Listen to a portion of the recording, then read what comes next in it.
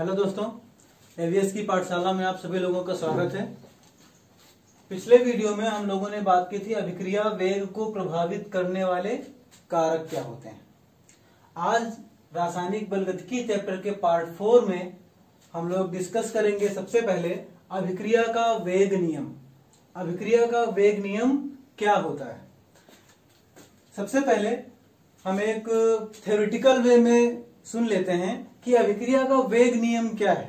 कहा जाता है कि वह समीकरण जो अभिक्रिया के वेग R यानी कि अभिक्रिया का वेग और C यानी कि कंसंट्रेशन यानी कि सांद्रता, अभिक्रिया के वेग और अभिकारकों की सांद्रता में संबंध स्थापित करने वाली समीकरण को, अभिक्रिया के वेग और अभिकारकों की सांद्रता में संबंध स्थापित करने वाली समीकरण को अभिक्रिया का वेग समीकरण या अभिक्रिया का वेग नियम कहा जाता है। पीछे ही हम बता चुके हैं पिछले वीडियोज में कि कोई भी जो रिएक्शन होती है उसका जो वेग होता है यानी कि रेट, वो डिपेंड करता है हमारी अभिकारक की कंसंट्रेशन पे, डायरेक्टली प्रोपोर्शनल होता है। तो उसी को यहां पे अभिक्रिया के वेग नियम के उसमें रिप्रेजेंट किया गया है, जहां पे ये एक्सप्लेन किया जाता है कि जो हमारा अभिक्रिया का वेग है यानी कि R, ये डायरेक्टली प्रोपोर्शनल होता है किसके, अभिकारक की सांद्रता की n घात के, अभिकारक की सांद्रता के n घात के। यहां पे ये n क्या है, जहां पे n अभिक्रिया की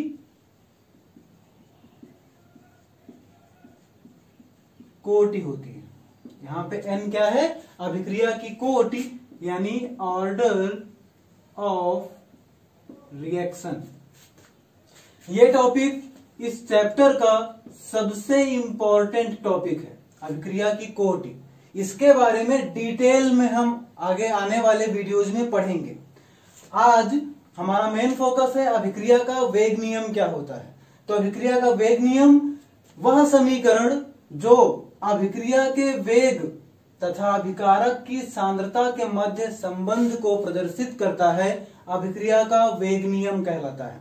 अब अगर यहां से समानुपाती नियतांक हटाया जाए तो यहां पे R बराबर हो जाएगा K, कंसंट्रेशन हम A की कंसंट्रेशन एज्यूम कर लेते हैं, कंसंट्रेशन ऑफ A, इसकी पावर N, या सिंपली C भी लिख सकते हैं, यानी कि कंसंट्रेशन को हम रिप्रेजेंट कर रहे हैं। बस ये बड़े ब्रैकेट के अंदर जो टर्म लिखे जाते हैं उनको हम लोग कंसंट्रेशन टर्म कहते हैं। तो R बराबर हमारा हो जाएगा K इंटू कंसंट्रेशन की पावर N, इन दोनों में से कुछ भी कह सकते हैं। इसी समीकरण को ही अभिक्रिया का वेग नियम कहा जाता है। अब अगले उसमें हम ये देखते हैं कि ये K क्या होता है। ये जो समानुपाती नियतांक यहां पे आया है K, इसको क्या कहते हैं, इसको अभिक्रिया का वेग स्थिरांक कहा जाता है।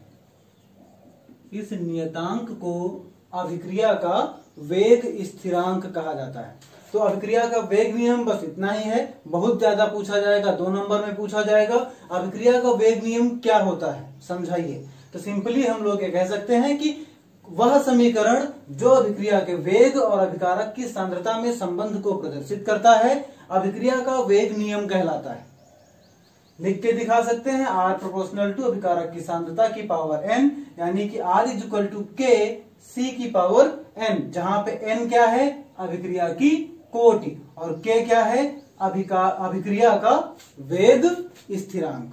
अब नेक्स्ट टॉपिक है हमारा अभिक्रिया का वेग स्थिरांक क्या होता है, इसको हम लोग कैसे डिफाइन करेंगे। अभी हमने ये देखा कि समानुपाती का चिन्ह हटाते हैं तो हम K वहां पे लिख देते हैं, एक नियतांक लिखा जाता है, लेकिन ये K है क्या, इस K को हम लोग क्या कहेंगे, कैसे डिफाइन करेंगे। तो सपोज कोई रिएक्शन हम एक एज्यूम कर लेते हैं A टू B, पीछे की कई जगहों पे हम लोगों ने ये रिएक्शन एज्यूम की है। अब अगर हम t बराबर 0 पे देखें तो A की मोलर सांद्रता क्या है? A। t बराबर t पर A की मोलर सांद्रता क्या है? A माइनस एक्स, और B की क्या हो जाएगी? पहले तो 0 रहेगी, बाद में x हो जाएगी। इस चीज को पीछे भी हम एक्सप्लेन कर चुके हैं कि जब t हमारा 0 है, यानी कि अभी अभिक्रिया आरंभ नहीं हुई है, तो हमारे A की कंसंट्रेशन 100% होगी, यानी कि जो हमने 100% जितना अमाउंट लिया होगा वो टोटल होगा। और सपोज कुछ समय पश्चात, यानी t बराबर t पर जो टाइम हमने एज्यूम किया हो, जितने टाइम तक अभिक्रिया कराई गई हो, तो ये जो t है, इस t को t टाइम के बाद suppose x amount of A अभिक्रिया में पार्टिसिपेट कर चुका है, तो उतना ही अमाउंट ऑफ B का यहाँ पे बनेगा। अब हम क्योंकि बता चुके हैं पिछले वीडियोज में कि अभिक्रिया का औसत वेग क्या होता है और तात्कालिक वेग क्या होता है, तो यहाँ पे अगर हमें अभिक्रिया का तात्कालिक वेग बताना है तो एक बहुत छोटे से चेंज की बात करेंगे हम, बहुत माइन्यूट से टाइम की, पूरे ड्यूरेशन को हम नहीं कंक्लूड कर सकते। तो यहाँ पे t बराबर जब t प्लस dt हो, यानी एक बहुत सूक्ष्म समय के लिए हमने अभिक्रिया को और आगे बढ़ाया, तो यहाँ पे क्या होगा? a minus x minus D x, यानी कि माइनस डी एक्स कमी अभिकारक की सांद्रता में और होगी, और b में डी एक्स की क्या होगी? बढ़ोतरी होगी। तो यहां से हम क्या कह सकते हैं? अभिक्रिया का वेग क्या होगा? अभिक्रिया का वेग पीछे ही हम लोग ये डिस्कस कर चुके हैं कि जो अभिक्रिया का वेग होता है वो सांद्रता परिवर्तन, यानी कि डेल्टा सी कह सकते हैं, सांद्रता में होने वाला परिवर्तन, अभिकारक की सांद्रता में कमी या उत्पाद की सांद्रता में वृद्धि, क्योंकि ये कम होगा और ये बढ़ेगा, डेल्टा सी अपान क्या? टी। तो यहां पे क्या चेंज हो रहा है हमारा? तो कंसंट्रेशन में क्या चेंज हुआ? dx का चेंज हुआ। तो यहां पे जो हमारा रेट होगा r, वो किसके बराबर होगा? dx अपान dt, ही होगा हमारा वेग। अब हम द्रव्यानुपाती क्रिया नियम के अनुसार ये जानते हैं, और पीछे अभिक्रिया के वेग नियम में भी हम ये चीज पढ़ चुके हैं कि जो अभिक्रिया का वेग होता है dx अपान dt, ये डिपेंड करता है अभिकारक की प्रारंभिक सांद्रता पर। अभिकारक की प्रारंभिक सांद्रता, ये द्रव्यानुपाती क्रिया का नियम है कि किसी भी अभिक्रिया का वेग उसकी अभिकारक की सांद्रता पर निर्भर करता है। यानी कि अब यहां पे इस dt टाइम के लिए, इस dt टाइम चेंज के लिए प्रारंभिक सांद्रता अभिकारक की क्या होगी? a minus x. अगर हम t टाइम लेते तो इस टाइम के लिए प्रारंभिक सांद्रता a थी, लेकिन dt टाइम के लिए प्रारंभिक सांद्रता a माइनस एक्स होगी, यानी कि dx upon dt directly proportional होगा किसके? a माइनस एक्स के। और इसी को हम लिख सकते हैं कि dx upon dt is equal to k a minus X. यहां पे ये क्या है? ये k जो है यही है अभिक्रिया का वेग स्थिरांक। अब इसको हम डिफाइन कैसे करेंगे? सपोज हमारा यह जो अभिकारक है इसकी प्रारंभिक सांद्रता इकाई मोल प्रति लीटर हो, इकाई मोल प्रति लीटर, यानी कि हम एज्यूम कर सकते हैं अगर इस a माइनस एक्स की वैल्यू 1 मोल प्रति लीटर हो तो क्या होगा? तो dx अपान dt जो होगा ये किसके इक्वल हो जाएगा? ये इक्वल हो जाएगा a माइनस, ये इक्वल हो जाएगा k के। अब इस इक्वेशन से हम ये बता सकते हैं कि जो हमारा अभिक्रिया का क्या वेग स्थिरांक, अब किसी अभिक्रिया का वेग स्थिरांक, पहली चीज कि एक निश्चित ताप पर एक निश्चित मान होता है। किसी अभिक्रिया का वेग स्थिरांक जो होता है वो एक उस अभिक्रिया के लिए एक निश्चित ताप पर एक निश्चित मान होता है जो परिवर्तित नहीं होता। दूसरी चीज कि k की अगर हम डेफिनेशन बताना चाहें तो k को परिभाषित कैसे करेंगे? तो इसके अकॉर्डिंग जो अभी हमने यहाँ पे लिखा ये क्या था? ये अभिक्रिया का वेग नियम था इस अभिक्रिया के लिए। और इस अभिक्रिया के लिए ये जो K है, किसी रासायनिक अभिक्रिया के लिए उस अभिक्रिया का वेग स्थिरांक अभिक्रिया के उस वेग के बराबर होता है जब अभिकारक की सांद्रता इकाई मोल प्रति लीटर होती है। यानी कि यदि अभिकारक की सांद्रता इकाई मोल प्रति लीटर हो तो अभिक्रिया का वेग ही अभिक्रिया का वेग स्थिरांक कहलाता है। एक बार फिर से जो लोग नोट्स बनाना चाहें, जो लोग लिखना चाहें, वो लिख सकते हैं कि किसी अभिक्रिया का वेग स्थिरांक उस अभिक्रिया के वेग के बराबर होता है। किसी अभिक्रिया का वेग स्थिरांक उस अभिक्रिया के वेग के बराबर होता है जब अभिकारक की सांद्रता इकाई मोल प्रति लीटर हो। तो यह था हमारा अभिक्रिया का वेग स्थिरांक। जब कंसंट्रेशन ऑफ ए यानी अभिकारक की सांद्रता इकाई मोल प्रति लीटर हो तो के उस अभिक्रिया के वेग के बराबर होता है। अब अगला टॉपिक है वेग स्थिरांक की इकाई, के की इकाई। तो इसके लिए अभी अभी हमने इस अभिक्रिया के लिए अभिक्रिया का वेग नियम लिखा था कि R बराबर क्या होता है, के और कंसंट्रेशन की पावर n। कंसंट्रेशन किसकी, अभिकारक की। तो यहां से हम लोग के को क्या लिख सकते हैं, के को लिखा जा सकता है R अपान कंसंट्रेशन की पावर n। अब R क्या है, अभिक्रिया का वेग, और पीछे ही बता चुके हैं अभिक्रिया का वेग डिपेंड करता है कंसंट्रेशन अपॉन टाइम। टाइम क्या था हमारा, dt, सांद्रता dx और टाइम dt अपान c की पावर n। अगर आप कभी भी इस यूनिट को याद रखने में आपको दिक्कत होती है, अगर आप ये प्रोसीजर याद रखते हैं कि किस तरह से हम इसका मात्रक निकालेंगे, तो आपको इसको याद रखने में बिल्कुल भी प्रॉब्लम नहीं होगी। सिंपली बस जाना है कि R बराबर होता है के सी की पावर n, के बराबर हो जाएगा R अपान सी की पावर n, और R को हम जानते हैं dx अपान dt होता है। dx है सांद्रता और dt है टाइम, और यहाँ c क्या है, c भी सांद्रता है।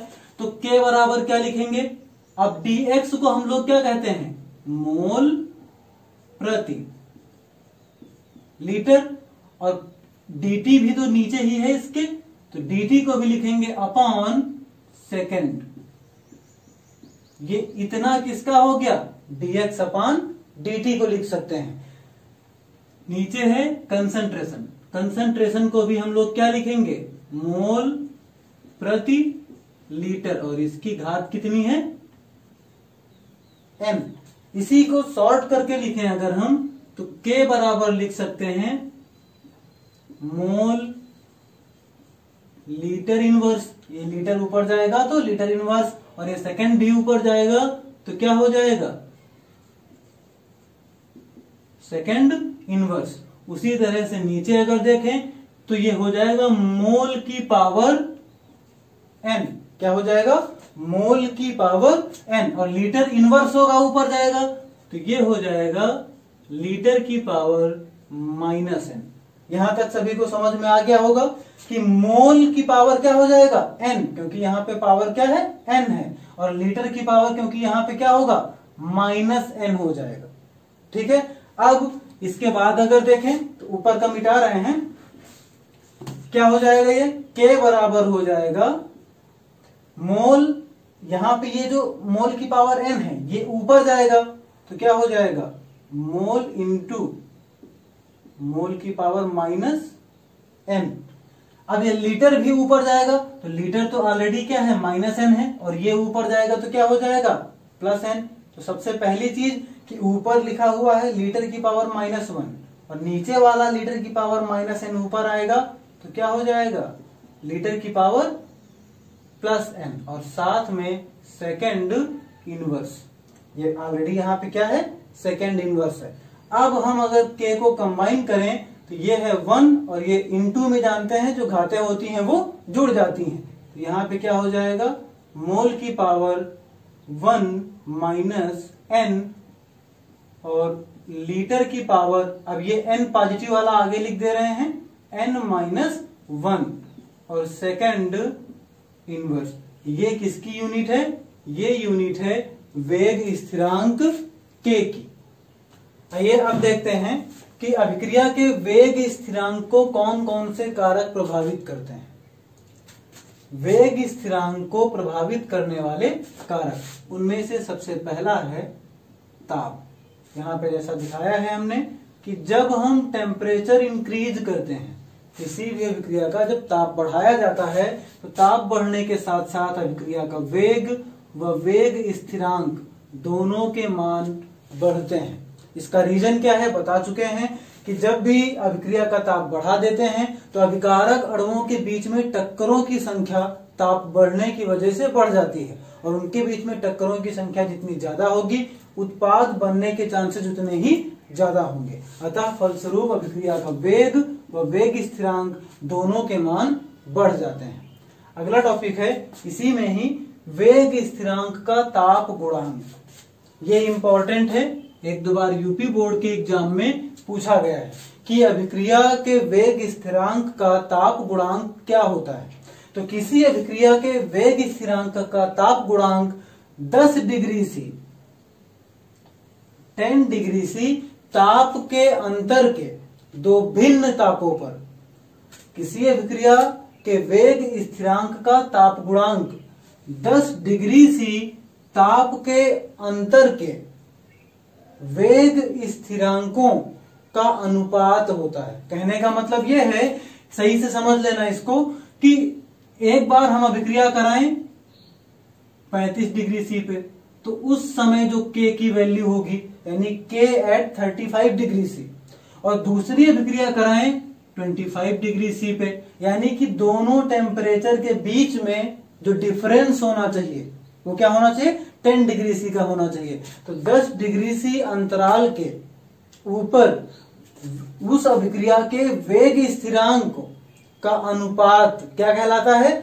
वेग स्थिरांक का ताप गुणांक कहलाता है।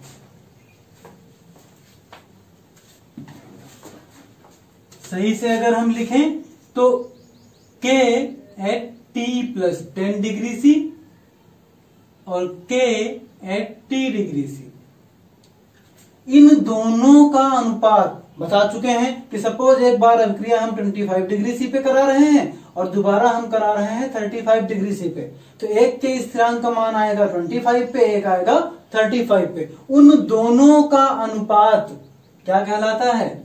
ताप गुणांक कहलाता है। उस अभिक्रिया के लिए वेग स्थिरांक का ताप गुणांक कहलाता है। और इसकी जो वैल्यू होती है ये हमेशा 10 डिग्री सी का जो अंतर होता है तो इसकी वैल्यू हमेशा 2 से 3 के मध्य आती है। इसका मतलब ये हुआ कि किसी भी अभिक्रिया का ताप अगर हम 10 डिग्री सी बढ़ाते हैं, किसी भी अभिक्रिया का ताप अगर हम 10 डिग्री सी इंक्रीज करते हैं तो उस अभिक्रिया का वेग 2 से 3 गुना हो जाता है, या तो 2 गुना हो जाएगा या 3 गुना हो जाएगा। इनके मध्य में इनकी कोई वैल्यू आती है। तो सिंपली ताप गुणांक का मतलब इतना ही है कि किसी भी अभिक्रिया का ताप 10 डिग्री सी बढ़ाने पर उस अभिक्रिया का वेग 2 से 3 गुना हो जाता है। सेकेंड फैक्टर है जो अभिक्रिया के वेग स्थिरांक को प्रभावित करता है, वो है उत्प्रेरक, जिसके बारे में हम आपको पीछे बता चुके हैं। जब वेग को प्रभावित करने वाले कारक बताए थे तो वहां पे यह बताया गया था कि जो उत्प्रेरक होता है, उत्प्रेरक की उपस्थिति में मुख्यतः अगर हम धनात्मक उत्प्रेरक की बात करें तो उत्प्रेरक की उपस्थिति में भी अभिक्रिया का वेग और वेग स्थिरांक इन दोनों का मान बढ़ जाता है। क्यों? क्योंकि जो पॉजिटिव उत्प्रेरक होते हैं ये अभिक्रिया की सक्रियण ऊर्जा EA यानी कि सक्रियण ऊर्जा, इसका मान बहुत कम कर देते हैं।